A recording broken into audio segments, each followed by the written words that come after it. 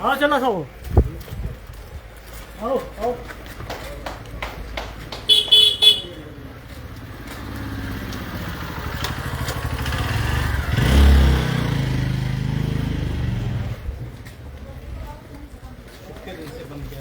ये आज 3-4 दिन से मीटिंग चल रही है। रोड हम लोग को कहाँ बंद किए हैं, आज 5 तारीख से बंद एकदम रामपथ से। अरे कम से कम है 500 आदमी। क्या करते हैं सबका? 4000 रिक्शा। 4000? हाँ क्या करते हैं सबका रूट? भैया नमस्ते। ऐसा निजाम बना देंगे। अच्छा सर आगे तक चलने भैया।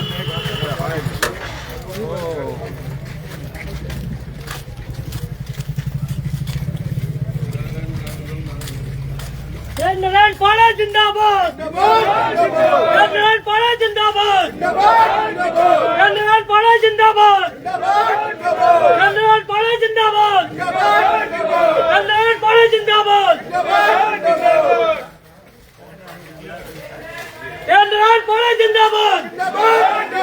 नारायण पाड़ा जिंदाबाद, नारायण पाड़ा जिंदाबाद।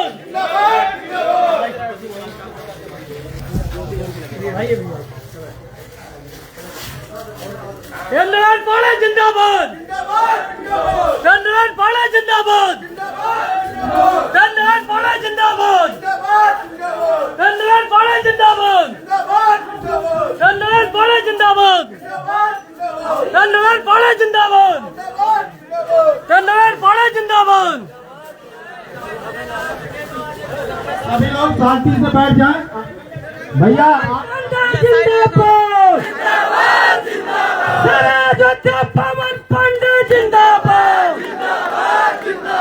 रिक्शा के सम्मान में पवन पांडे मैदान में, रिक्शा के सम्मान में पवन पांडे मैदान में, अयोध्या का शेर पवन पांडे जिंदाबाद, अयोध्या का शेर पवन पांडे जिंदाबाद। साथियों, हम लोगों के बीच में मंत्री जी और हम लोगों के अयोध्या विधानसभा नहीं पूरे जिले में कहीं भी कोई भी समस्या होती है, उसके रूप महानायक के रूप में हम लोगों का हौसला अफजाई करने वाले आदरणीय पूर्व मंत्री श्री के नारायण पांडे पवन पांडे जी आप लोगों के सम्मत आपके धरने में शामिल हुए हैं।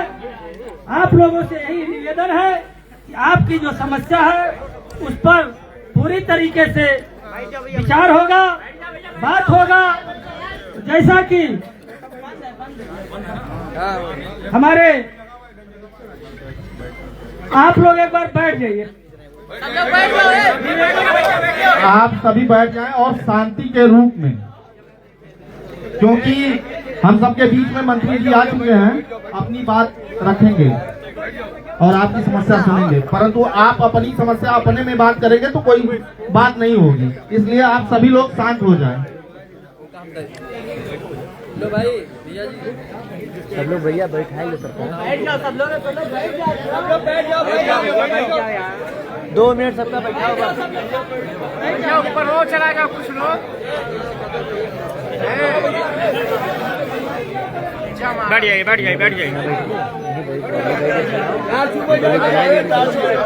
सभी अन्नदाता रिक्शा चालकों के हक की लड़ाई को धार देने के लिए हम सबके बीच पूर्व मंत्री आदरणीय तेज नारायण पांडे जी का आगमन हो गया है।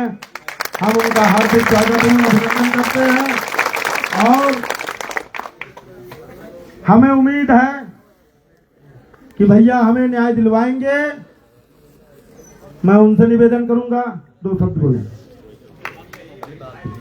बैठ जाइए भैया, आप लोग बैठ जाओ। हमारी मांग थी पहले लता चौक से पोस्ट ऑफिस तक ई रिक्शा आता था, श्री राम अस्पताल से टेढ़ी बाजार तक ई रिक्शा का संचालन होता था। आज 5 फरवरी से प्रशासन ने ई रिक्शा को बैन कर दिया है और आस्था रथ की तादाद बढ़ाने में लगे हुए हैं। जिस आस्था रथ का ना तो इंश्योरेंस है, ना फिटनेस है, ना रजिस्ट्रेशन है, अगर उस आस्थारथ से किसी व्यक्ति की मृत्यु हो जाती है, कोई दुर्घटनाग्रस्त हो जाता है, तो पीड़ित पक्ष को मुआवजा देने का कोई प्रावधान नहीं है। आप उनके ऊपर क्लेम नहीं कर सकते हो। और जब हमारा प्रतिनिधि मंडल अधिकारियों से मिलने गया मोबाइल रखो अपना। तो प्रशासन ने कहा कि सुरक्षा के कारण हम ई रिक्शा को बैन किए हुए हैं।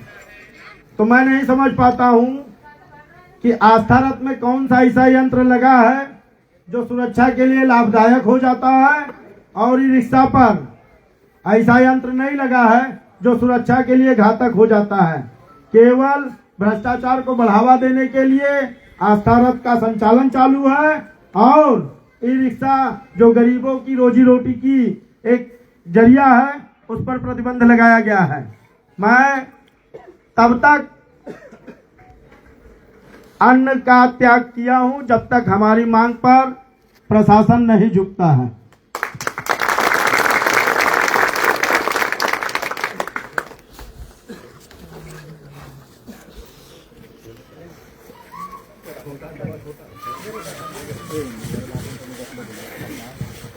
कोई दूसरे दे दो, हिया मोबाइल ना हो तो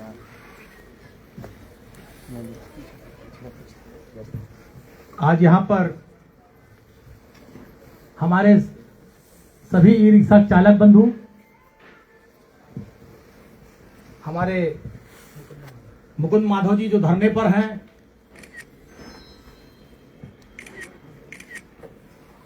अभी इन्होंने कहा कि हमने अन्न त्याग दिया है। हम इसका बिल्कुल समर्थन नहीं करते। खाइए, पीजिए और मजबूती से इस सरकार से लड़िए। ये बहुत निर्दयी सरकार है। इन्हें कोई फर्क नहीं पड़ने वाला कि आप खा रहे हैं कि नहीं खा रहे हैं, पूरे नहीं खा रहे हैं।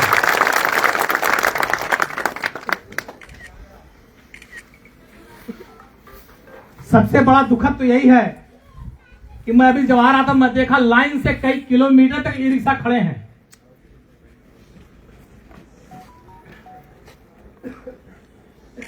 वही ई रिक्शा जितने लोग यहां मौजूद हैं, जो छत पे खड़े हैं, जो बाहर हैं, बाहर भी बहुत भीड़ है। वो आप सारे लोगों की परिवार की रोजी और रोटी है। आप सुबह से लेकर शाम तक परिश्रम करते हैं। जो पैसा आप कमाते हैं उससे आपके परिवार की सब्जी, दाल, चावल, रोटी आती है, माँ की दवाई आती है, और अपने बच्चों की फीस इकट्ठा करते हैं। बेटी की हाथ पीले करने के लिए एक एक रुपया उसी से आप जोड़ते हैं।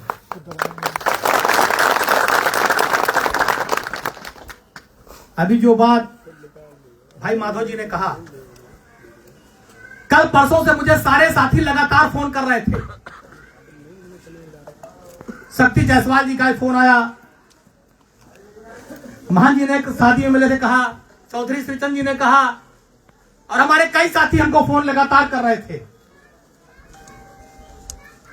ये दुर्भाग्य है कि अगर हम किसी को रोजी रोटी दे नहीं सकते तो हमें किसी की रोजी रोटी छीनने का भी अधिकार नहीं है। अगर हम किसी को रोजी रोटी नहीं दे सकते तो हमें किसी की रोजी रोटी छीनने का भी अधिकार नहीं है। अभी हमारे माधव भाई ने बताया कि प्रशासन के लोगों ने यह कहा कि हमने सुरक्षा की दृष्टि से जो है ई रिक्शा बंद कर दिया, और जो विकास प्राधिकरण से सरकारी लिटोरों की गाड़ियां चल रही हैं उसे चलने दे रहे हैं। ये सरकारी विकास प्राधिकरण के लुटेरे लूटेंगे, और ये गरीब किसान मजदूर के बच्चे जो डेली पसीना बहाकर रुपया कमाते हैं, ये आतंकवादी और गुंडे हैं, ये अपने घर बैठ जाएं।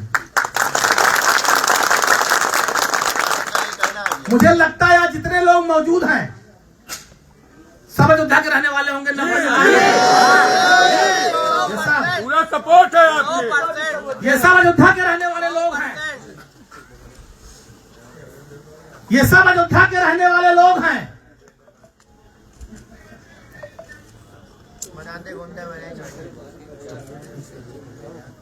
अगर गोंडा बहराइच से भी आए तो इंसान है ना।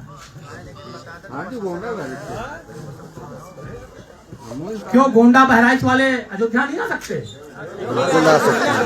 ये अपने ये अपने मंदिर की ब्रांडिंग करने के लिए गुजरातियों को बुला के पूरी अयोध्या ठग रहे हैं। और अगर गोंडा बहराइच वाले तो हमारे बगल के पड़ोसी हमारे भाई बन गए।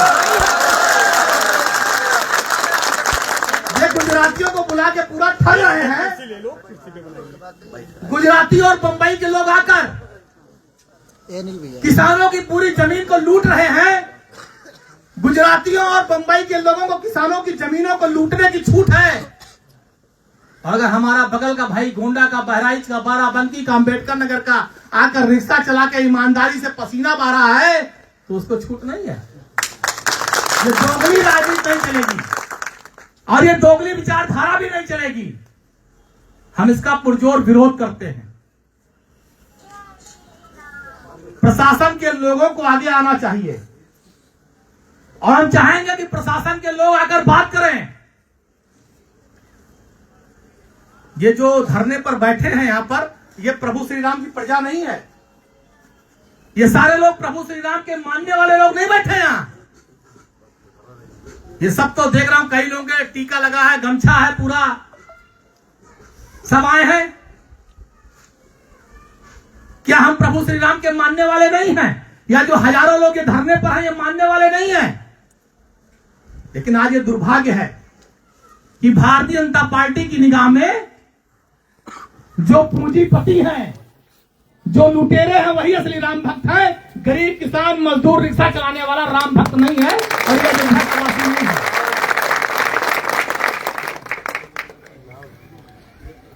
ये लड़ाई हमको आपको सबको मिलकर लड़नी पड़ेगी और ये लड़ाई केवल आपकी नहीं है, लेकिन इसका कोई रास्ता निकालना पड़ेगा। प्रशासन के लोगों से बात करनी पड़ेगी, प्रशासन के बीच में जाना पड़ेगा और कोई न कोई रास्ता सुनिश्चित करना पड़ेगा। क्योंकि जो हमारे रिक्शा चालक हैं, हमारे भाई बंधु हैं। आप कोई करोड़पति घर के नहीं हैं, आप कोई टाटा, अंबानी और अडानी के परिवार के नहीं हैं। आप दिन भर पसीना बहाते हैं तो 100, 200, 500 इकट्ठा करके अपने परिवार की सब्जी और तेल, पानी, दाल, रोटी का इंतजाम करते हैं, अपनी मां की दवा का इंतजाम करते हैं। इसलिए हम कहना चाहते हैं, ये धरना अगर ऐसे बहुत दिन चलेगा तो परिवार का क्या होगा? परिवार की रोजी रोटी का क्या होगा? आपकी मां की दवा का क्या होगा? बच्चों की फीस का क्या होगा? कलम किताब का क्या होगा?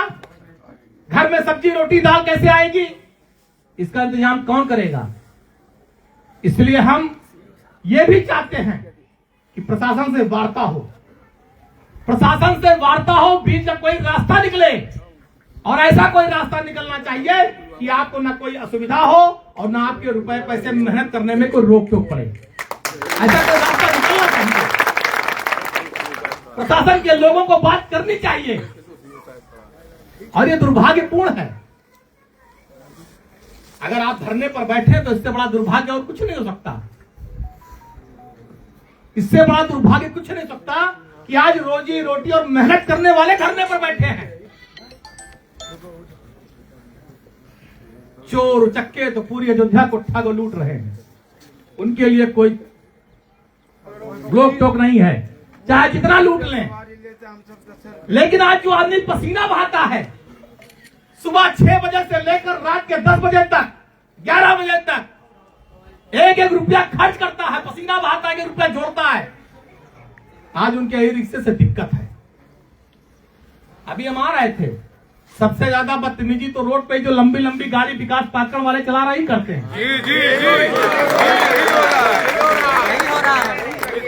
सबसे ज्यादा बदतमीजी तो ये करते हैं जो विकास पार्कर वाले गाड़ी चलाए लंबी लंबी लुटेरों की, बीच में खड़ी कर देते हैं और पूरी सड़क पे गुंडाई करते हैं, मनमानी करते हैं।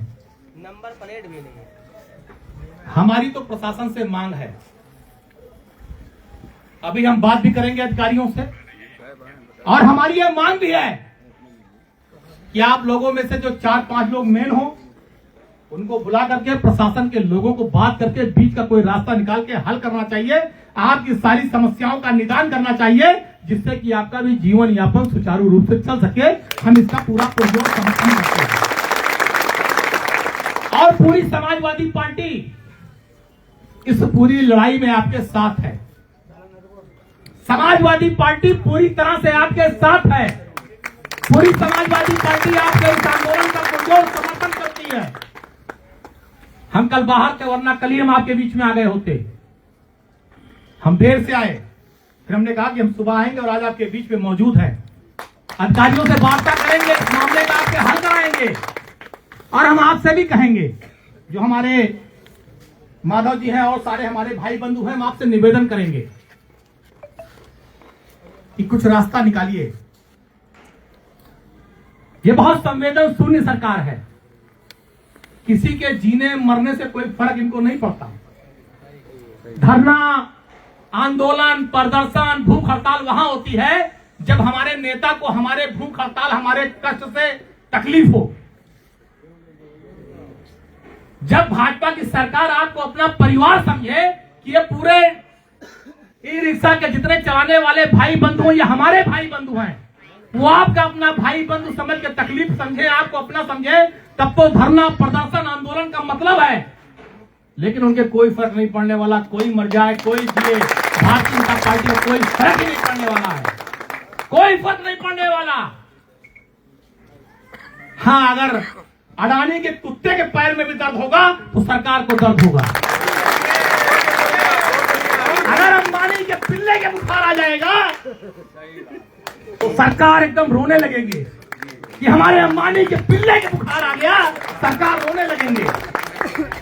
लेकिन ये हजारों की संख्या में जो यहाँ पर भाई बंधु मौजूद हैं, इनका परिवार खा रहा है कि नहीं खा रहा, पी रहा कि नहीं पी रहा, माँ की दवाई आ रही कि नहीं आ रही, बच्चे की फीस आ रही कि नहीं आ रही, उनके जूं तक नहीं लगेगी। उन्हें कोई तकलीफ नहीं होगी। कोई मर जाए, कोई कुछ हो जाए, उनके जरा भी फर्क पड़ने वाला नहीं है। यह आप जान लीजिए। अब गनीमत है, इस लड़ाई को लड़ने के लिए हम सबको कोई ठोस रणनीति तय करनी पड़ेगी। और देखिए, अधिकारियों से वार्ता करिए। अगर हम ये कहते हैं कि हम बैठे रहेंगे तो भी काम नहीं चलेगा। अधिकारियों से वार्ता करनी पड़ेगी, क्योंकि रास्ता तो अधिकारी निकालेंगे। नहीं, गाली नहीं देंगे। हम भी चलेंगे बात करने। नहीं, गाली कैसे देंगे? हम चलेंगे साथ बात करने, गाली कैसे देंगे? ऐसे नहीं, ये नहीं चलेगा। से बात हुई, वो गाली दे रहा है। कोई नहीं गाली देंगे। न किसी की, सुनिए मेरी बात, न किसी की हिम्मत गाली देने की, न मारने की। एक बात जान लो, फरवरी चल रही है, फरवरी चल रही है। अगले मार्च में तुम्हारी सरकार होगी। अगर तुम्हें गाली देंगे, इन्हीं अधिकारियों को तुम्हारी सुरक्षा में लगा देंगे। सरकार बदलने पर तुम्हारा ई रिक्शा निकलेगा, सलूट मारेंगे तुमको। हम लोग अखिलेश यादव के सिपाही हैं, आदरणीय मुलायम सिंह यादव के सिपाही हैं। 2012 में आपने हमारी सरकार बनाई थी, आशीर्वाद दिया था। यहाँ बहुत लोग 2012 में हमारे साथ थे, काम करते थे। बताओ किसी सिपाही ने गाली दी हो 2012-17? बता दे। नहीं। कि 2012 से 17 के बीच में एक भी सिपाही, एक भी दरोगा या कप्तान की हैसियत रही हो आपको गाली देने की? बताओ। इस बार फिर बनेगा। अरे तो आपकी बात करेंगे, अधिकारियों से भी बैठ के यही बात करेंगे और बीच का रास्ता निकालना पड़ेगा, क्योंकि आपके परिवार का मामला है, आपके परिवार की रोजी रोटी का मामला है। और ऐसा कोई रास्ता निकालिए कि आपके ई रिक्शा चलना शुरू हो, क्योंकि बहुत से ऐसे भाई हम यहाँ देख रहे हैं जो अगर डेली नहीं कमाएंगे तो उनके परिवार का जीवन यापन नहीं हो पाएगा। भाई आपने कितना पैसा बचा के रखा होगा? आप 1 दिन, 2 दिन, 4 दिन, 5 दिन, लेकिन इससे ज्यादा आप नहीं कर पाएंगे। इसलिए हम आप सभी को एक विश्वास दिलाने के लिए, हम आप सबको ये विश्वास दिलाने के लिए आपके बीच में आए हैं कि आपकी आवाज को उठाएंगे। अपने माननीय राष्ट्रीय अध्यक्ष जी से भी बात करेंगे, जो आपका ज्ञापन है उसको भी राष्ट्रीय अध्यक्ष को वापस करेंगे और कहेंगे कि आपकी आवाज को आवाज दें, अपना आशीर्वाद दें। और आप लोग आशीर्वाद दीजिए, आप लोग आशीर्वाद दीजिए, आप लोग आशीर्वाद दीजिए। देखिए, कुछ हमको भी समझना पड़ेगा। जैसे रोड पर हम लोगों को भी अपने ई रिक्शा को व्यवस्थित करना पड़ेगा। कुछ बातें देखिए, कुछ कमियां हमारी भी हैं, उसको आप लोग भी स्वीकार करिए ये जो विकास प्राधिकरण के गुंडे लंबी लंबी चलाते कर बंद कर देना चाहिए। लेकिन आपको भी सुधरना होगा, आपको भी थोड़ा अनुशासित होना होगा, थोड़ा जो अपनी कमियां माधव भाई इन सारे लोगों को समझाना होगा कि अपनी कमियों को भी दूर करें। सड़क पर आपको भी अनुशासित होना होगा और कुछ रूट तय करके व्यवस्थित करके जो आपकी मांगे हैं वो प्रशासन मांगे पूरी करे आपकी, जिससे कि आपकी रिक्शा भी चल सके और परिवार की रोजी रोटी भी निरंतर चल सके। इसका समाजवादी पार्टी आपका पूरा समर्थन करती है। अभी हम यहाँ पर आपके बीच में बैठकर अधिकारियों से बात करेंगे और हम चाहेंगे कि अधिकारी बुलाएं तो बैठ के बात करिए, हम उनसे बात करेंगे। न कोई गाली देगा, न कोई आपत्तिजनक अपमानजनक बात आपसे करेगा, न कोई गलत भाषा का प्रयोग करेगा। आप इसी अयोध्या के रहने वाले हैं, आप भी प्रभु श्री राम की प्रजा हैं और जिस राम के नाम को ये ठग कर, जिस राम के नाम पे व्यापार करके दुनिया में अपनी रोजी रोटी सेकते हैं, 24 में इसी अयोध्या की राम के अच्छा अगर आपके साथ और अयोध्या वासियों के साथ इनका व्यवहार अच्छा होता तो 24 में अयोध्या से इनकी विदाई ना हुई होती। अगर इनका व्यवहार अच्छा होता, अगर इन्होंने जमीनें न लूटी होती, राम पर व्यापारियों को न ठगा होता, मुआवजे में कमीशन खोई न की होती, पूरे अयोध्या फैजाबाद को न लूटा होता तो अयोध्या फैजाबाद की बेवतुल जनता इनकी विदाई न करती। लेकिन विदाई हो गई और जो ये जुल्म अत्याचार अब हो रहा है अयोध्या के बाद अब पूरे प्रदेश से इनकी विदाई होनी है, पूरे प्रदेश से इनकी विदाई होनी है। क्योंकि आज ये अयोध्या को ही नहीं पूरे प्रदेश को ठग लूट रहे हैं, पूरे प्रदेश को ठग लूट रहे हैं। जाके पाँव न फटी फवाई उका जाना पीर पर आई। इन्हें आपके दर्द का एहसास नहीं है, लेकिन आपके दर्द का एहसास हम सभी समाजवादी मिलकर इनको करा देंगे। ये आपको विश्वास दिलाने के लिए आए हैं, आपके दर्द का एहसास करा देंगे। इन्हीं शब्दों के साथ मैं अपनी बात खत्म करता हूं, इस उम्मीद और विश्वास के साथ। एक बात हम और कहेंगे, लड़ाई लड़िए लेकिन बहुत अनुशासन में रहकर।